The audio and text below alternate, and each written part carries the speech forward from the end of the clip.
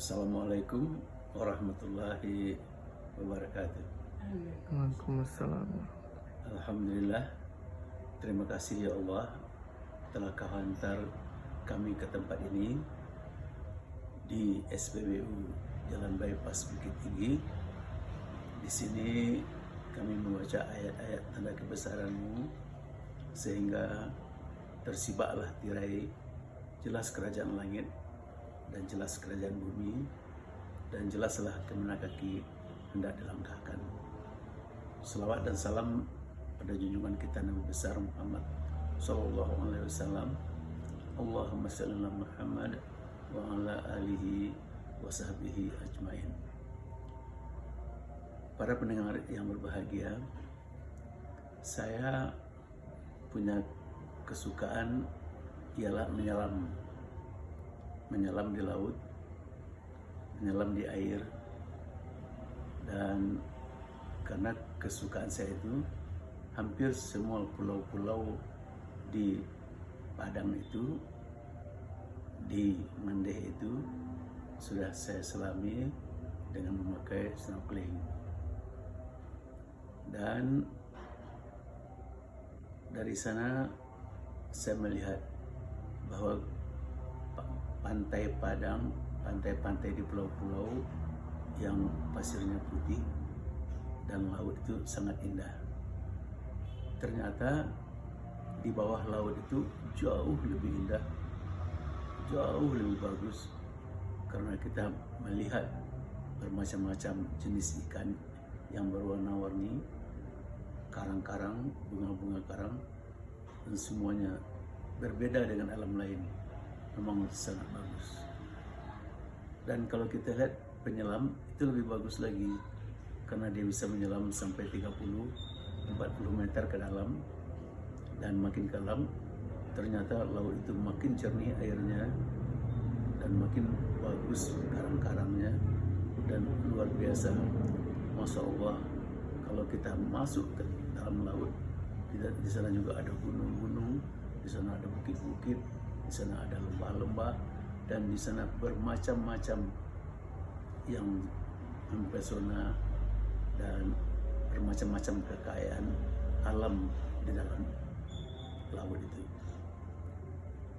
Para pendengar yang berbahagia, kalau kita lihat seorang penyelam hanya dibekali satu tabung oksigen, tak lebih, hanya satu tabung oksigen.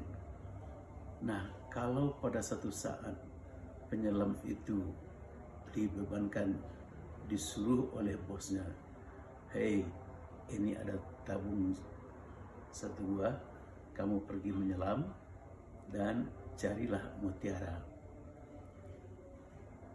Maka penyelam itu dengan suatu niat ingin mencari mutiara. Tapi apa yang kejadian?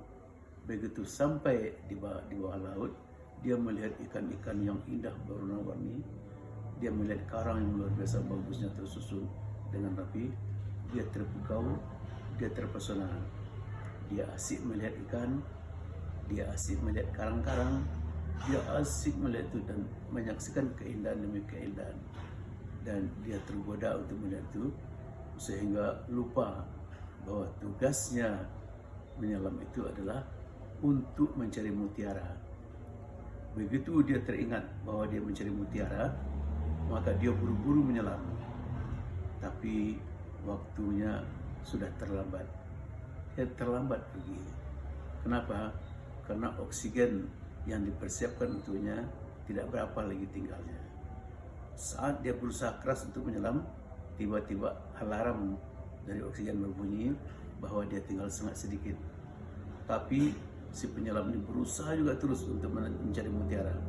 Dan semua tahu, kita tahu bahwa usahanya itu akan sia-sia dan dia tak memperoleh lagi mutiara.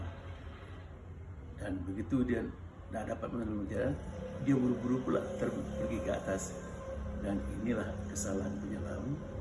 Kalau dia buru-buru ke atas, maka terjadi gangguan keseimbangan, keluarlah bintik-bintik nitrogen dari tubuhnya yang menyebabkan tubuhnya menggelembung, dan akhirnya dia sakit dan tidak jarang mengalami kematian. Dia mengalami kematian mutiara tidak diperolehnya, yang diperolehnya hanyalah sekedar melihat ikan dan karang-karang laut. Padahal kalaulah dia mau berpikir dengan bagus, dicarinya mutiara dulu, setelah dia dapat mutiara, baru sambil pulang dilihatnya karang-karang, dilihatnya ikan-ikan.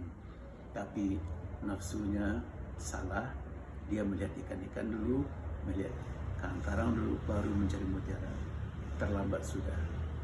Dan makanya saya merenung, hidup ini bagaikan orang menyelam. Hidup ini bagaikan si penyelam yang mencari mutiara. Dan hidup ini dibekali oleh setabung oksigen. Tidak ada orang menyelam yang membawa 2 tabung oksigen. Maka batas kehidupan itu adalah sampai oksigennya habis. Begitu oksigen habis, mau tidak mau dia harus kembali mengembalikan semua peralatannya, dan dia kembali kepada Allah. Dan pada waktu ditanya, dia tidak bisa menjawab. Tidak satu pun mutiara yang bisa dibuatnya pulang. Tidak satu pun amal yang baik yang mampu menolongnya di akhirat. Maka inilah orang-orang yang rugi, yang terbuai oleh indahnya dunia, yang terpesona oleh cantiknya bunga-bunga karang dan ikan, tapi dia lupa apa tugas utamanya. Tugas utamanya ialah mencari mutiara. Mutiara itu pun tak ditemuinya, mutiara itu pun hilang, dan dia kembali dengan tangan yang hampa.